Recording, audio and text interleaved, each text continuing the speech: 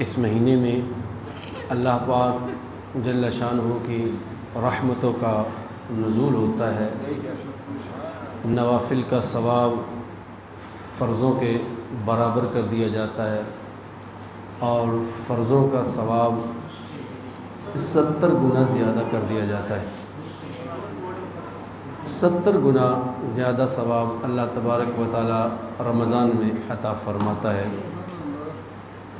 علاوہ رمضان کے بندہ نیکی کرے تو ایک ثواب، اور اگر رمضان میں نیکی کرے تو اللہ تعالیٰ 70 گنا 70 ثواب عطا فرماتا ہے۔ خوش نصیب ہیں وہ لوگ جو رمضان کی آمد کی خوشی کرتے ہیں، اور کئی احادیث مبارکہ سے یہ ثابت ہے کہ رسول اللہ صلی اللہ تعالی علیہ وآلہ وسلم ماہ رجب میں یوں دعا فرمایا کرتے تھے: اللہم بارک لنا فی رجب و شعبان وبلغنا رمضان۔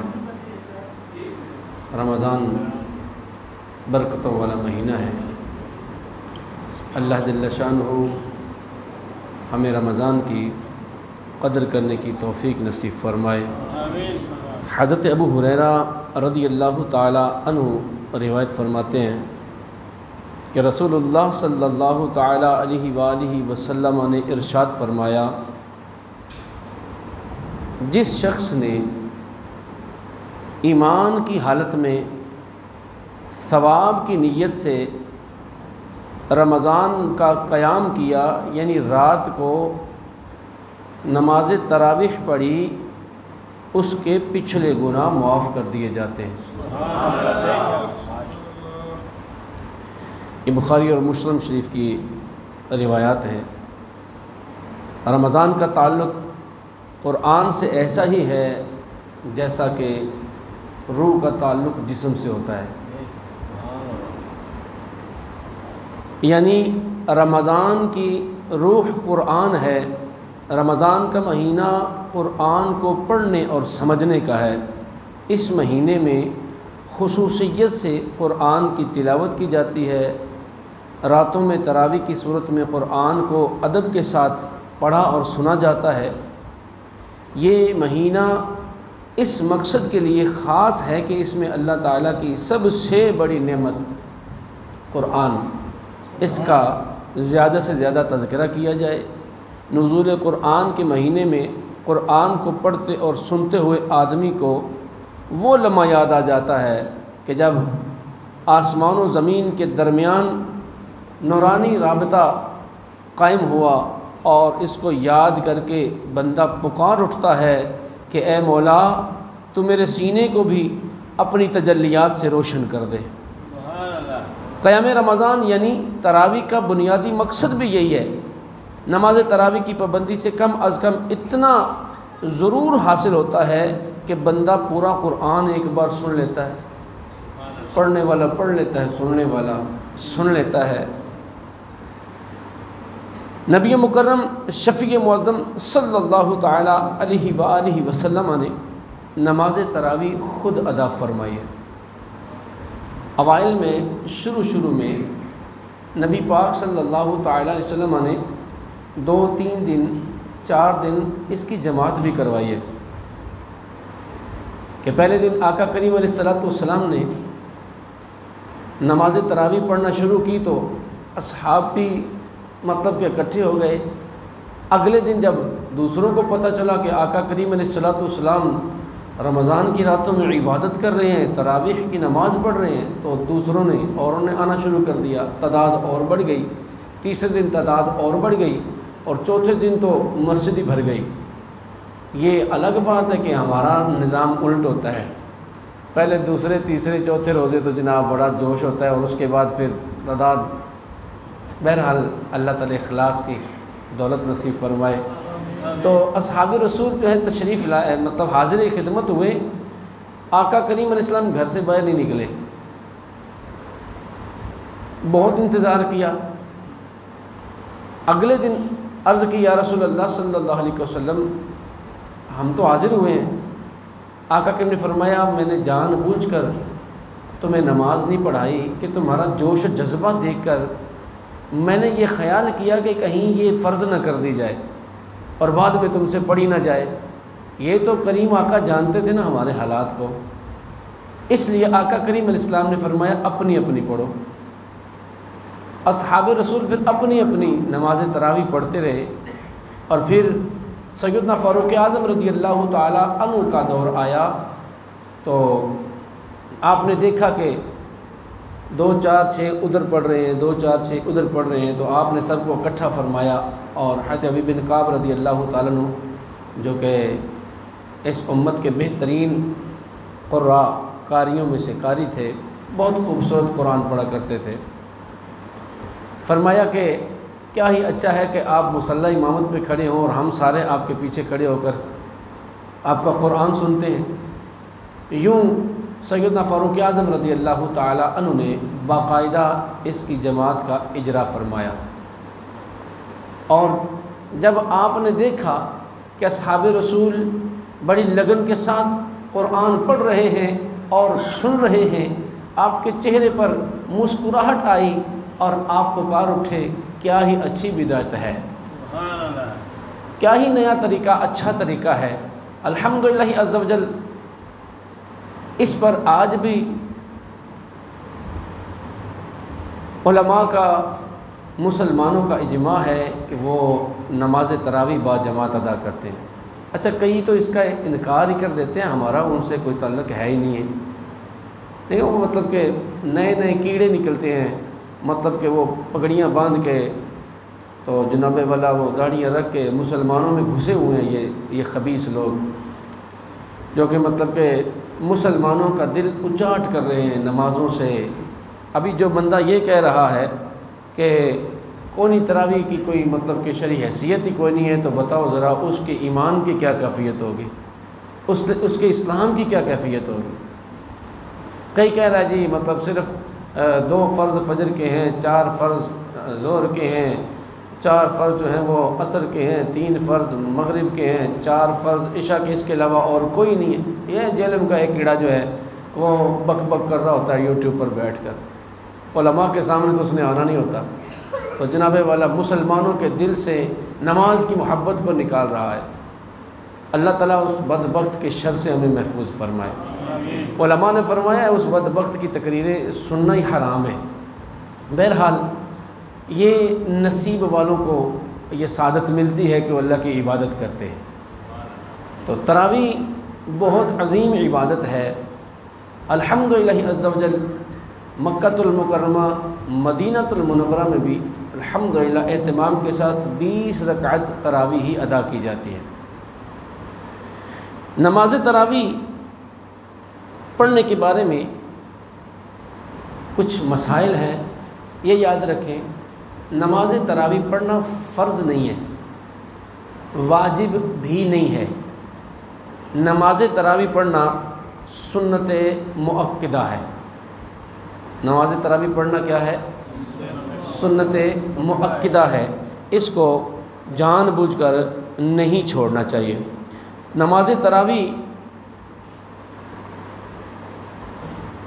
چونکہ حفاظ کرام ہم رکھتے ہیں نماز پڑھانے کے لیے، تو یاد رکھیں کہ اگر نابالغ بچہ حافظ قرآن ہے تو وہ امام بننے کا اہل نہیں ہے۔ امامت کے لیے ایک شرط یہ بھی ہوتی ہے کہ جو امام بن رہا ہے وہ بالغ بھی ہو۔ نابالغ کے پیچھے نابالغ بچے نماز پڑھے تو ان کی نماز ہو جائے گی، جبکہ بالغین کی نماز نہیں ہوگی۔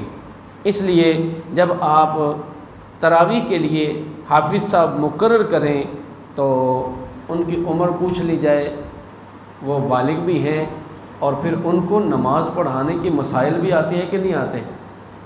مصلی پہ کھڑا ہو جائے، اسے پتہ ہی نہ چلے کہ کون سا فرض ہے، کون سا واجب ہے، کہاں میری نماز فاسد ہو گئی ہے۔ تو ایسے اگر اس کو مسائل نہیں آتے تو پھر وہ تو مصلی امامت کا اہل بھی نہیں ہے، لہذا اس بات کا بھی خیال رکھا جائے۔ اچھا، اس کے علاوہ مسجد کے اندر با جماعت نماز پڑھنا بھی فرض نہیں ہے، واجب نہیں ہے، یہ مسجد کے علاوہ بھی پڑھی جا سکتی ہے۔ گھر میں اہتمام کیا جا سکتا ہے، ہال میں اہتمام کیا جا سکتا ہے، لیکن نماز فرض جو ہے وہ مسجد کی تکبیر اولیٰ کے ساتھ جماعت کے ساتھ نماز پڑھنا واجب ہے۔ سمجھ آ رہی جی؟ فرض نماز جو ہے وہ جماعت کے ساتھ پڑھیں گے، جماعت کے ساتھ پڑھ کے پھر اگر آپ کہیں ہال میں، گھر میں، بیٹھک میں اگر آپ پڑھنا چاہیں تو اس میں حرج نہیں ہے، بلکہ الحمدللہ عز و جل ہمارے پاس کثیر حفاظ ہوتے ہیں الحمدللہ، تو بس اوقات کئیوں کو جگہ نہیں بھی ملتی پڑھانے کے لیے، تو پھر ہم اسی طرح اہتمام کرتے ہیں، کسی ہال میں ان کو اکٹھا کر دیتے ہیں، وہ پھر ایک ایک آدھا آدھا پارا، پاؤ جتنا مطلب کہ ان کا آپس میں تقسیم ہوتا ہے وہ کرتے ہیں، اور جناب اس طرح اپنا قرآن کو سنا لیا کرتے ہیں۔ تو مسجد کے علاوہ گھر میں بھی نماز تراویح جو ہے وہ ادا کی جا سکتی ہے، اس میں حرج نہیں ہے۔ جس طرح باقی نمازیں جو ہیں وہ پڑھنے کا حکم ہے، یعنی کہ بلا عذر شرعی بیٹھ کر نماز نہیں پڑھی جاتی، اسی طرح تراویح کا بھی حکم ہے۔ اگر عذر شرعی نہیں ہے تو یہ بیٹھ کر نماز نہیں پڑھنی بلکہ کھڑے ہو کر پڑھنی ہے، اور اگر عذر ہے تو پھر اس میں مطلب کہ حرج نہیں ہے۔ بعض علماء فرماتے ہیں کہ جو جان بوجھ کر بلا عذر بیٹھ کر تراویح پڑھے تو اس کی تراویح کی نماز نہیں ہوتی۔ اب نماز تراویح کا وقت کون سا ہے؟ عشاء کی نماز ادا کرنے کے بعد، عشاء کی نماز فرض جو ہے نا، فرض نماز ادا کرنے کے بعد سے لے کر صبح صادق تک، جب تک ہمارا روزہ بند نہیں ہوتا، اس کا بھی ایک ٹائم ہے نا، یعنی کہ اذان فجر کا وقت شروع ہونے سے پہلے پہلے نماز تراویح ادا کی جا سکتی ہے۔ دو نمازوں کی جو ہے وہ قضا واجب ہوتی ہے، فرض نماز چھوٹ جائے یا واجب نماز چھوٹ جائے تو ان کی قضا کرنا لازم ہوتی ہے۔ خدا نخواستہ کسی کی فجر کی نماز رہ گئی تو 2 رکعت فرض جو ہے وہ اس پر لوٹانا جو ہے وہ ضروری ہے، اس کی قضا پڑے گا۔ اسی طرح وطر جو ہے 3 وطر اگر خدا نخواستہ وہ چھوڑ جائیں تو وہ بھی لوٹانا جو ہے اس پر ضروری ہے، قضا کرنا ضروری ہے۔ نماز تراویح کی قضا نہیں ہے، اگر چھوٹ گئی ہے تو اس کی قضا نہیں ہے۔ یہاں پر ایک اور مسئلہ جو ہے وہ چونکہ درپیش ہوتا ہے وہ بھی توجہ کریں۔ کئی ایسے حضرات ہیں کہ اچھے خاصے سمجھدار ہوتے ہیں، محبت بھی کرتے ہیں، رمضان کے روزے سے بڑی محبت کرتے ہیں، تو پوچھا جائے آج آپ نے روزہ نہیں رکھا؟ وہ جی میں رات کو تراویح نہیں پڑھ سکا تھا اس لیے میں نے روزہ نہیں رکھا۔ ایک یہ عذر بناتے ہیں، جبکہ یہ عذر ہرگز نہیں ہے۔ اگر کوئی بندہ خدا نخواستہ روزہ نہیں رکھ سکتا تو وہ بھی تراویح کی نماز پڑھے۔ یہ ضروری نہیں ہے کہ مطلب کہ تراویح پڑھے گا تو روزہ اس پہ فرض ہے، تو ویسے تو فرض ہے، عذر شرعی ہو تو چھوڑنا مطلب کہ جائز ہے۔ تو اگر اس نے روزہ رکھنا ہے اور تراویح اس سے خدا نخواستہ چھوٹ گئی ہے تو اب یہ ذہن نہ بنا لے کہ تراویح نہیں پڑھی تو میرا روزہ ہی نہیں ہے۔ اسی طرح بعض حضرات کو یوں کہتے ہوئے سنا ہے جو جی سویرے اکھ نہیں کھلی جی سحر ہی نہیں کر سکیا اس لیے میں نے روزہ نہیں رکھا، تو یہ بھی غلط بات ہے۔ روزے کے لیے سحری کرنا فرض و واجب نہیں ہے۔ اگر کسی کی سحری رہ گئی ہے تو روزہ وہ رکھے گا۔ ذرا غور تو کرو ابتدائے اسلام میں کیا تھا، مغرب کے وقت افطاری ہوتی تھی اور سونے سے پہلے پہلے اگر کوئی چیز کھا لی ہے تو کھا لی ہے، جو ہی آنکھ لگی اگلا روزہ شروع ہو جاتا تھا۔ ایک صحابی رسول تھے نا، تو ان کے ساتھ یہ معاملہ ہوا کہ نماز مغرب پڑھی تو کام کاج سے تھکے ہوئے تھے، آنکھ لگ گئی، اگلے دن کا پھر روزہ، دوسرے دن پھر یوں ہوا، پھر آنکھ لگ گئی، پھر مطلب کہ بغیر سحری کے روزہ، تو بڑے کمزور ہو گئے۔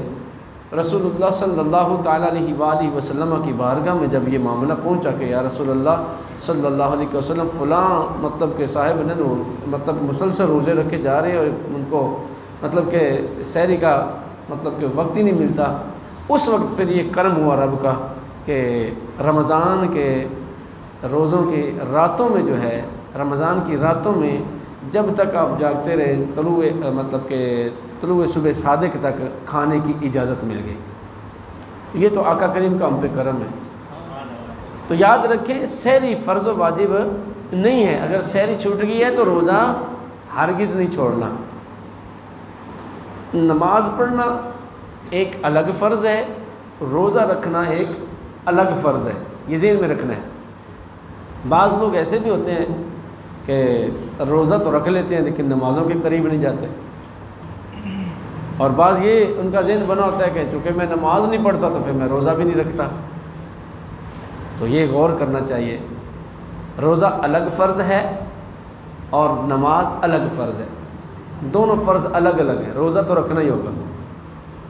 اور یاد رکھیں جس نے جان بوجھ کر بلا عذر شرعی ایک روزہ چھوڑا، آقا کریم نے فرمایا 9 لاکھ سال جہنم کی آگ میں جلے گا۔ 9 لاکھ سال، ارے ہم 9 دن 9 گھنٹے 9 منٹ بلکہ 9 سیکنڈ بھی اللہ کا عذاب برداشت نہیں کر سکتے۔ شرعی مسئلہ یہ ہے کہ جو اتنا کہے نا کہ میں اللہ کا عذاب برداشت کر لوں گا، علماء فرماتے ہیں وہ کافر ہو جاتا ہے، یعنی کہ اتنا سخت عذاب ہے۔ اللہ تعالی ہمیں اس عذاب سے محفوظ فرمائے۔ تو رمضان کے روزے ہم نے رکھنے ہیں، چھوڑنے نہیں ہیں۔ یار یہ تو اللہ تعالیٰ کی کرم نوازی ہے ہم پر، ہمیں وہ مطلب کہ بہانے سے نیکیاں عطا فرما رہا ہے، ہماری بخشش کا سبب بن رہا ہے۔ لہٰذا تراویح بھی پڑھنی ہے اور روزے بھی ہم نے رکھنے ہیں، ایک روزہ بھی جان بوجھ کر ہم نے نہیں چھوڑنا۔ جس طرح کہ آپ کو میں نے عرض کیا کہ تراویح کی نماز 20 رکعت ہے، ٹھیک ہے۔ کچھ طبقے ایسے ہیں کہ جو مطلب 8 پڑھتے ہیں، کوئی 10 پڑھتے ہیں، ہم نے اس کو مطلب کہ فیشن کے طور پر لیا ہے، تو ایسا ہرگز نہیں ہے۔ نبی پاک صلی اللہ تعالیٰ علیہ وسلم نے بھی 20 رکعتیں پڑھی ہیں، اصحاب رسول نے بھی 20 رکعتیں ہی پڑھی ہیں، اس سے کم نہیں پڑھی۔ لہٰذا ہم نے بھی 20 رکعتیں پوری پڑھنی۔ اللہ پاک ہمیں پوری پڑھنے کی توفیق نصیب فرمائے۔ طریقہ اس کا وہی ہے جو نماز کا طریقہ آپ کو میں سکھا چکا ہوں۔ تراویح میں پورا قرآن پڑھنے کی شرعی حیثیت کیا ہے؟ تراویح میں پورا قرآن مجید پڑھنا اور سننا سنت مؤکدہ ہے، سنت مؤکدہ ہے پورے کا پورا قرآن تراویح میں سننا۔ اگر تراویح میں کسی بھی وجہ سے ختم قرآن ممکن نہ ہو تو کیا کرنا چاہیے؟ اس میں پھر علماء کرام نے رہنمائی فرمائی ہے کہ اگر ایسا معاملہ ہے، کوئی حافظ قرآن نہیں ملا صحیح درست مخارج سے پڑھنے والا، تو کیا کریں کہ پھر آخری 10 صورتیں جو ہیں الم تر کیف فعل ربک باصحاب الفیل، یہاں سے لے کر والناس تک ایک بار 10 پڑھے، پھر یہی دوبارہ دہرا لے، تو یوں مطلب کہ 20 رکعتیں پوری کر لیں۔ چونکہ قرآن پورا پڑھا جاتا ہے تراویح میں، جہاں جہاں ختم قرآن کا سلسلہ ہوتا ہے، تو پوری تراویح کے دوران جب ہم قرآن پڑھیں تو ایک مرتبہ بلند آواز سے ایک رکعت میں بسم اللہ الرحمن الرحیم بھی پڑھی جائے۔ اسی طرح اگر تراویح صرف آخری 10 صورتوں کے ساتھ پڑھی جا رہی ہو تو کیا اس میں بھی بسم اللہ صرف اونچی آواز سے پڑھنی ہے؟ نہیں، اس میں نہیں پڑھنی۔ یہ پورا قرآن جب پڑھا جائے سورہ الحمد سے لے کر مطلب کہ والناس تک، تو کسی ایک سورت کے شروع میں بلند آواز سے بسم اللہ الرحمن الرحیم پڑھی جائے۔ قرآن کریم کے بعد ختم قرآن کے بعد کیا مہینے کے باقی دن تراویح چھوڑ دیں؟ یہ بھی ایک فیشن ہے۔ کراچی میں حاضر تھا، ایک رمضان وہاں گزارنا نصیب ہوا مرشد کے قدموں میں، تو نوجوان آئے فیضان مدینہ میں، تو بیٹھے ہوئے ہیں، تو میں نے پوچھ دیا کہ بھئی آپ تراویح کی نماز جاری ہے، آپ کیوں بیٹھے ہیں؟ کہتے جی ہم نے ختم کر لی ہے۔ کیا مطلب ہے؟ پہلی بار سنا تھا میں نے کہ جی ہم نے 7 روزہ مطلب کہ تراویح پڑھی ہے، کہ کسی مسجد میں اہتمام ہے کہ 7 دن میں قرآن ختم کرنا، 7 دن میں قرآن ختم کر لیا اب جناب، تو بھائی اس کا تعلق ختم قرآن سے نہیں ہے۔ اچھا جب ہم چھوٹے تھے گاؤں میں نماز مطلب کہ تراویح پڑھا کرتے تھے، تو جو ہمارے بڑے بزرگ ہوتے تھے بابے، چونکہ اس وقت یہی نظام تھا، جب بابا جی سارے تو بڑے بابا جی آگے کھڑے نے باقی پیچھے کھڑے، تو امام صاحب 27ویں کو فارغ ہو کے نماز پڑھائی، اٹھ کے چل پڑے۔ تو پوچھا گیا کہ باقی تراویح نہیں پڑھنی؟ نہیں جی تراویح الوداع ہو گئی ہے، قرآن ختم ہو گیا تراویح الوداع ہو گئی۔ ایسا ہرگز نہیں ہے، ختم قرآن کے ساتھ تراویح ختم نہیں ہوتی، بلکہ تراویح تو ہم نے پڑھنی پڑھنی ہے۔ ہم بس ہمارا ایک اہتمام ہے 27 رمضان المبارک لیلۃ القدر کی رات ہم اس کا اہتمام کرتے ہیں، ختم قرآن کر لیتے ہیں، تو اس کے بعد پھر مطلب کہ تراویح ہم الحمدللہ پڑھتے ہیں، اور پورے مہینہ ہم نے تراویح پڑھنی ہے انشاءاللہ عز و جل۔ تراویح میں اب اصل ہمارا مسئلہ آ گیا کہ تراویح ہم نے پڑھنی کس طرح ہے۔ سوال کیا گیا کہ تراویح میں قرآن مجید جلدی جلدی پڑھنا چاہیے یا آہستہ آہستہ؟ اب شرعی مسئلہ سن لیں، کوئی بھی مطلب کہ امام ہو، پہلے تو عرض کیا ہے کہ اس کے اندر شرائط موجود ہوں امام کی، 6 شرائط جو ہیں، شرعی معذور نہ ہو، قرآن درست مخارج کے ساتھ پڑھنا جانتا ہو، ٹھیک ہے، بالغ بھی ہو، عاقل بھی ہو۔ اچھا تو اب جب قرآن ہم نے پڑھنا ہے تو تراویح میں قرآن مجید جلدی جلدی نہیں پڑھنا چاہیے، بلکہ ترتیل کے ساتھ ٹھہر ٹھہر کر پڑھنا چاہیے۔ بہار شریعت کے حوالے سے لکھا ہے فرضوں میں ٹھہر ٹھہر کر قرات کرے، اور تراویح میں متوسط یعنی درمیانہ قرات کرے، اور رات کے نوافل میں جلدی پڑھنے کی اجازت ہے، مگر ایسا پڑھے کہ سمجھ میں آ سکے، یعنی کم سے کم مد کا جو درجہ قاریوں نے رکھا ہے اس کو ادا کرے، ورنہ حرام ہے۔ مثال کے طور پر مد متصل ہے، اس کو 2 2.5 4 الف اتنا لمبا کر کے پڑھا جاتا ہے۔ مد منفصل ہے، اس کو بھی اتنا ہی پڑھا جاتا ہے۔ 2 2.5 4 الف سے کیا مراد ہے؟ جو تجوید جاننے والے ہیں وہ توجہ کر لیں اور باقی سمجھ لیں۔ 1 الف یعنی 2 حرکات۔ بتایا گیا کہ ایک بند انگلی کو درمیانی حالت میں کھلنے میں جتنا وقت لگتا ہے یہ 2 حرکات کی مقدار ہے۔ یہ دیکھیں اس طرح، ایک تو یوں بھی کھل جاتی ہے درمیانی حالت میں، یہ دیکھیں بسم اللہ الرحمن الرحیم، بسم اللہ، یہ دیکھیں جتنا ٹائم لگا ہے، بسم اللہ، اس کو اتنا پڑھنا یہ ضروری ہے۔ مد اب آپ صاحب نے 2 2.5 4 الف کرنی ہے، تو اولئک علی ھدی من ربہم واولئک ھم المفلحون، یہ کم از کم مقدار ہے۔ اور کتنی جلدی آپ پڑھ لیں گے؟ اولئک علی ھدی من ربہم واولئک ھم المفلحون، اس سے کم کیا پڑھیں گے ہم؟ اس سے جلدی اگر پڑھا تو سمجھ لو کہ پھر وہ حرام کے زمرے میں آ گیا۔ اور اب صاحب لگائیں کہ حرام کام کرنے پہ ثواب ملتا ہے یا عذاب ملتا ہے؟ توجہ رکھیں۔ اچھا اب کیا کریں؟ امام صاحب بھی مجبور ہوتے ہیں، حافظ صاحب بھی مجبور ہوتے ہیں، کیوں؟ پیچھے سے مطالبہ ہوتا ہے، اور جی ساتھ والی مسجد میں نا جناب وہ تو آدھے پونے گھنٹے میں فارغ کرتے ہیں، آپ جناب لٹکا ہی چھوڑتے ہو یار، تھوڑا جلدی کرو جی، ذرا تھوڑا جا مہربانی کرو جلدی کرو۔ بھائی آپ پر فرض کس نے کی ہے تراویح؟ آپ سے نہیں کھڑا ہوا جاتا نا، سائڈ پہ ہو جاؤ، اپنی پڑھ لو بھائی، آخری 10 صورتیں طریقہ آپ کو میں نے بتا دیا، سائڈ پہ ہو جاؤ، اگلے بندے کو تو مجبور نہ کرو حرام پر۔ یقین مانے اس طرح قرآن پڑھتے ہیں کہ مطلب قرآن تو وہ ہوتا ہی نہیں ہے۔ ہم بچپن میں چھوٹے ہوتے تھے نا تو مطلب ایک مرتبہ نا وہ حافظ صاحب بیچارے وہ ان کی منزل کمزور تھی تو وہ رہ گئے، تو پارے کافی زیادہ اور روزے کم رہ گئے۔ اب جناب ایک حافظ صاحب آ گئے، یہ آنکھوں دیکھا واقعہ، اور گھٹنے اب بھی وہ توبہ توبہ کر رہے ہیں کہ اس نے ہمیں تراویح، اس وقت مسائل کا نہیں پتہ تھا تو، لیکن دل مطمئن نہیں تھا یار یہ کر کیا رہا ہے۔ حافظ صاحب نے جناب سپیڈ 100 سے زیادہ رکھی ہوئی ہے، تو مطلب کہ پکڑ پکڑ پکڑ پکڑ پکڑ پکڑ، میرے خیال میں یہی آواز سمجھ آتی تھی، پکڑ لے پکڑ لے پکڑ لے پکڑ لے، اللہ اکبر اللہ اکبر اللہ اکبر اللہ اکبر۔ اور بندہ خدا کر کیا رہا ہے؟ تراویح کی نماز کیا ہے؟ اللہ کی عبادت ہے نا، تو اللہ کی عبادت اس طرح ہوگی تو قرآن کی سمجھ نہ آئے۔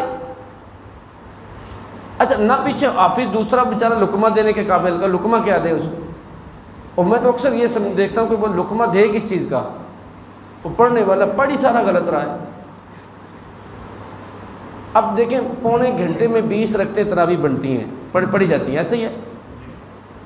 آپ اس کو ڈیوائیڈ کر لیں پونے گھنٹے کو، 1.5 منٹ بھی نہیں بنتا فی رکعت کا، کیا خیال ہے؟ تو 1.5 رکعت میں کون سی قرات آپ کر رہے ہیں؟ تراویح پڑھنی ہے تو سکون سے پڑھو، کم از کم 1.5 گھنٹہ لگتا ہے تراویح، 20 رکعت تراویح پر۔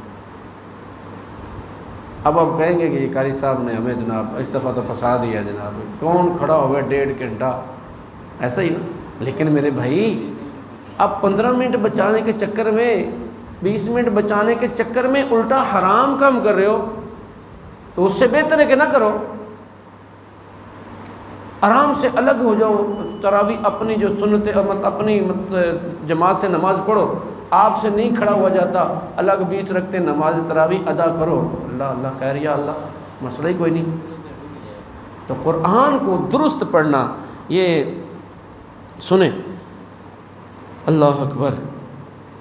آج کل کے اکثر حفاظ اس طرح پڑھتے ہیں کہ مد کا ادا ہونا تو بڑی بات ہے، یعلمون تعلمون کے سوا کسی لفظ کا پتہ ہی نہیں چلتا، حروف بھی صحیح طرح ادا نہیں ہوتے بلکہ جلدی میں لفظ کے لفظ کھا جاتے ہیں، اور اس پر فخر ہوتا ہے کہ فلاں اس قدر جلدی پڑھتا ہے، حالانکہ اس طرح قرآن مجید پڑھنا حرام، سخت حرام ہے۔ اے قرآن پڑھنے والوں، ہاتھ جوڑ رہا ہوں میں، ہاتھ جوڑ رہا ہوں، ایسا نہ کرو۔ قرآن مذاق نہیں ہے، قرآن رب کی عبادت کا نام ہے، قرآن اللہ کا کلام ہے۔ آپ کا کوئی نام الٹا لے، آپ کو غصہ نہیں آئے گا، دکھ نہیں لگے گا، اور پھر اللہ کا کلام الٹا پڑھا جا رہا ہو، نہ مد پوری ہے نہ شد ادا ہو رہی ہے، مطلب کہ الحمدللہ رب العالمین الرحمن الرحیم مالک یوم الدین ایاک نعبد و ایاک نستعین، کیا یہ کیا ہے؟ واللہ یہ قرآن نہیں ہے۔ قرآن وہ طریقہ کو ادا کرو جو ہمیں علماء نے دیا ہے، ہمیں اصحاب رسول نے دیا ہے۔ رسول اللہ صلی اللہ تعالیٰ علیہ وآلہ وسلم تشریف لائے، گزر رہے تھے کہ کانوں میں قرات کی آواز پڑی، رسول اللہ صلی اللہ تعالیٰ علیہ وآلہ وسلم ٹھہر گئے، قرآن پڑھنے والے تھے حضرت ابو موسیٰ اشعری رضی اللہ تعالیٰ عنہ، رسول اللہ صلی اللہ تعالیٰ علیہ وسلم قرآن سنتے رہے اور پھر چلے، ارشاد فرمایا کہ ابو موسیٰ اشعری رضی اللہ تعالیٰ عنہ کو اللہ تبارک و تعالیٰ نے صوت داودی میں سے حصہ عطا فرمایا ہے، یعنی جس طرح داود علیہ السلام پڑھا کرتے تھے اسی طرح حضرت ابو موسیٰ اشعری رضی اللہ تعالیٰ عنہ پڑھ رہے ہیں، اور سیدنا داود علیہ السلام جب اللہ کا کلام تلاوت کرتے تھے تو جنگل کے درندے بھی آپ کے پاس آ کے کھڑے ہو جاتے تھے اور روتے تھے، پرندے جو ہے وہ گر جایا کرتے تھے۔ ابو موسیٰ اشعری رضی اللہ تعالیٰ عنہ قرآن پڑھ رہے ہیں، رسول اللہ صلی اللہ تعالیٰ علیہ وآلہ وسلم تعریف فرما رہے ہیں۔ کسی نے کہہ دیا اگلے دن، ابو موسیٰ تو کتنا خوش نصیب ہے کہ تیری قرات کی تعریف خود رسول اللہ صلی اللہ تعالی وسلم نے فرمائی ہے۔ آقا کی بارگاہ میں حاضر ہوئے، عرض کرتے ہیں یا رسول اللہ صلی اللہ علیہ وسلم، مجھے نہیں پتا تھا کہ آپ سن رہے ہیں، واللہ اگر مجھے پتا چل جاتا کہ آپ قرآن سن رہے ہیں تو میں اس سے زیادہ خوبصورت کر کے قرآن پڑھتا۔ قرآن پڑھنا ہے یار، اللہ کا نام لینا ہے عبادت کے لیے، ثواب کے لیے، نہ کہ حرام کرنے کے لیے۔ تو تیز قرآن پڑھنا، غلط قرآن پڑھنا یہ حرام ہے، اشد حرام ہے۔ اس لیے قرآن کو درست طریقے سے پڑھنا ہے۔ اللہ تبارک و تعالی جل شانہ ہمیں درست قرآن پڑھنے کی توفیق نصیب فرمائے۔ فتاوی رضویہ شریف میں اعلیٰ حضرت رحمۃ اللہ تعالی علیہ نے بھی مطلب کہ اسی پر زور دیا ہے، فرمایا کہ حرف کو حرف سے جدا کر کے پڑھنا یہ ضروری ہے تاکہ تمیز ہو جائے۔ الحمدللہ، الحمدللہ، یہ دیکھیں کتنا فرق ہے۔ پہلے میں اس پہ بحث کر چکا ہوں، آپ کو سمجھا چکا ہوں۔ اب ہم نے پڑھنی ہے تراویح، بھلے صورتوں سے پڑھنی ہے، بھلے حافظ صاحب آپ کو پڑھائیں، ہم نے اس کو درست طریقے سے پڑھنا ہے۔ اور جو بندہ قرآن مجید فرقان حمید درست طریقے سے پڑھتا ہے، اللہ تعالیٰ اس کو اجر کیا عطا فرماتا ہے۔ نماز کا وقت بھی گھنٹی بج چکی ہے، لیکن اب چونکہ ٹائم بالکل شارٹ رہ گیا تھا تو وہ برداشت کر لیں گے نا، ضروری مسائل ہیں، ناراض نہیں ہونا آپ نے۔ ہاں، جتنی دیر اللہ کے گھر میں بیٹھیں گے اللہ تعالیٰ اس کا اجر بھی عطا فرمائے گا، ایک ایک سانس اللہ تعالیٰ عبادت میں شمار فرمائے گا۔ اللہ آپ کو سلامت رکھے۔ اچھا، قرآن مجید فرقان حمید کے متعلق تھوڑا سا شرعی مسئلہ بھی سنیں۔ قرآن کریم حفظ کرنا یہ فرض کفایہ ہے۔ آپ کے محلے میں، آپ کے گاؤں میں کسی ایک نے درست طریقے سے قرآن حفظ کر لیا تو سارے بری و ذمہ ہیں، اور اگر کسی ایک نے بھی نہیں کیا تو پھر سارے گناہ گار ہیں۔ ٹھیک ہے جی، قرآن حفظ کرنا فرض نہیں بلکہ فرض کفایہ ہے، اور ایک سے زائد جو قرآن حفظ کریں ان کے لیے یہ مستحب ہے۔ حضرت عبداللہ بن عمر رضی اللہ تعالیٰ عنہ روایت کرتے ہیں، رسول اللہ صلی اللہ تعالیٰ علیہ وآلہ وسلم نے ارشاد فرمایا، قیامت کے روز صاحب قرآن یعنی جس نے قرآن کو حفظ کیا ہوگا اس کے لیے حکم ہوگا کہ قرآن پڑھتے رہو اور جنت کے درجات چڑھتے رہو، اور قرآن کو ٹھہر ٹھہر کر پڑھو، جس طرح دنیا میں ٹھہر ٹھہر کر پڑھتا تھا ترتیل کے ساتھ خوبصورت کر کے قرآن پڑھتا جا اور جنت کے درجوں پہ چڑھتا جا، جہاں تمہاری آخری آیت ہوگی وہاں پر تیرا مقام ہوگا۔ یہ ہے قرآن پڑھنے کی فضیلت۔ اللہ اکبر۔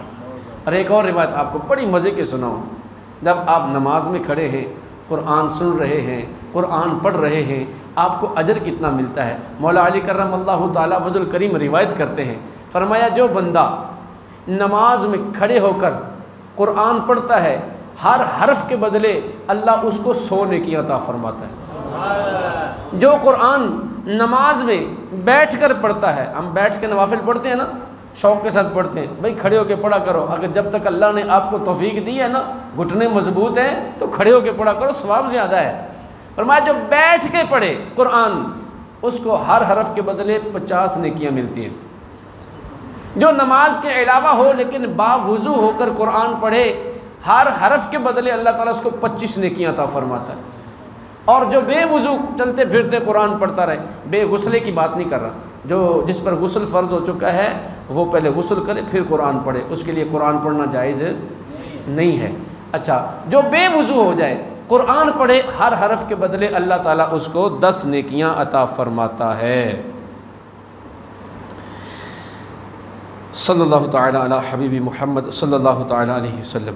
قرآن ہم نے پڑھنا ہے، اور قرآن وہ بابرکت کتاب ہے جس کے بارے میں اللہ تبارک و تعالیٰ جل شانہ نے ارشاد فرمایا، وَلَقَدْ يَسَّرْنَا الْقُرْآنَ الذِّكْرَ وَلَقَدْ يَسَّرْنَا الْقُرْآنَ الذِّكْرِ فَهَلْ مِن مُدَّكِرٍ، اور بے شک ہم نے قرآن یاد کرنے والوں کے لیے آسان فرما دیا ہے کوئی یاد کرنے والا؟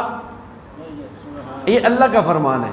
قرآن پڑھنا آسان ہے، قرآن حفظ کرنا آسان ہے، اس سے برکتیں نصیب ہوتی ہیں، اس سے اللہ تبارک و تعالیٰ جل شانہ درجات بلند کرتا ہے۔ قرآن وہ کتاب ہے، قرآن وہ ساتھی ہے جو دنیا میں بھی عزت سے نوازتا ہے اور آخرت میں بھی عزت سے نوازتا ہے۔ قرآن پڑھنے والے پر اللہ جل شانہ مہربان ہوتا ہے۔ قرآن پڑھنے والا تو رب کا مہمان ہوتا ہے۔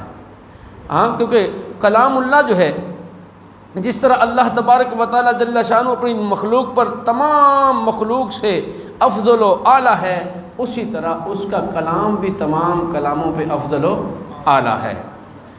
قرآن مجید فرقان حمید کو درست طریقے سے پڑھنا چاہیے۔ اچھا، اب ایک اور مسئلہ آپ کو میں سمجھاتا ہوں آسان لفظوں میں۔ قرآن پڑھتے ہوئے دو طرح کی غلطیاں ہوتی ہیں، ایک ہوتی ہے لحن جلی، ایک ہوتی ہے لحن خفی۔ لحن جلی یعنی بڑی غلطی جس سے نماز فاسد ہو جاتی ہے، جس سے نماز ٹوٹ جاتی ہے، وہ چار طرح کی ہوتی ہیں۔ یہ قابل توجہ بات ہے۔ چار غلطیاں ایسی ہیں کہ جس سے نماز فاسد ہو جاتی ہے۔ امام نماز پڑھا رہا ہے، ٹھیک ہے جی، یا بندہ اکیلا نماز پڑھ رہا ہے، دونوں طریقوں پر۔ اگر امام پڑھ رہا ہے، پڑھا رہا ہے نماز اور وہ غلطی کر رہا ہے، اس کی اپنی بھی گئی اور پیچھے 5 7 10 50 100 جو ہیں ان کی بھی نماز گئی۔ اس لیے عرض کیا جا رہا ہے، بار بار عرض کیا جاتا ہے کہ نماز کے مسائل۔ فتاوی بزازیہ کے حوالے سے امام اعلی حضرت رحمۃ اللہ تعالی علیہ فرماتے ہیں اللحن حرام بلا خلاف، یعنی لحن سب کے نزدیک حرام ہے، بڑی غلطی سب کے نزدیک حرام ہے۔ اور وہ بڑی غلطیاں کس طرح کی ہیں سنیں۔ ایک حرف کو دوسرے حرف سے بدل دینا یہ بڑی غلطی ہے، جیسے والتین، والطین، آپ کو سمجھ نہیں لگی ہوگی میں نے کیا بدلا ہے، تا کو طا سے بدل دیا ہے اور نماز فاسد ہو گئی ہے۔ والتین، والطین، والزیتون، والزیتون، کتنا فرق پڑا ہے۔ والتین والزیتون، زا کو ذال پڑھ دیا ہے، نماز ہی فاسد ہو گئی ہے۔ اسی طرح دوسری جو غلطی ہے، ساکن کو متحرک کر دینا، جیسے لفظ ہے جمعن، اس کو جمعن پڑھ دیا۔ علم الیقین، علم الیقین، علم لا یقین، علم لا یقین۔